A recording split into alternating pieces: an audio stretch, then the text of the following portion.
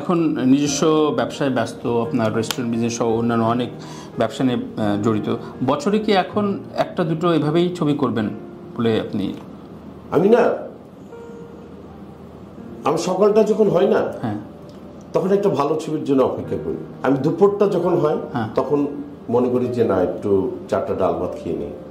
আবার যখন বিকেলবেলা হয় তখনও একটা ছবির জন্য অপেক্ষা করি। রাতে শোয়ার আগে তখনও আমি একটা ছবির জন্য অপেক্ষা করি। সো আমি বছরে কয়টা করবো সেটা আমি জানি না। আমি কালকে পর্যন্ত এই দুনিয়াতে থাকবো কিনা সেটাও আমি কনফার্ম না।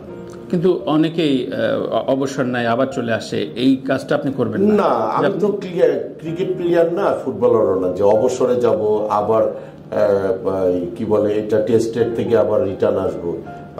আমাদের ফিল্মের আবার এই জিনিসগুলি নাই, এসব নখরামি, এসব ইগুলি আমাদের মধ্যে নাই। আমি কাজ করতে চাই যতদিন আমি সুস্থ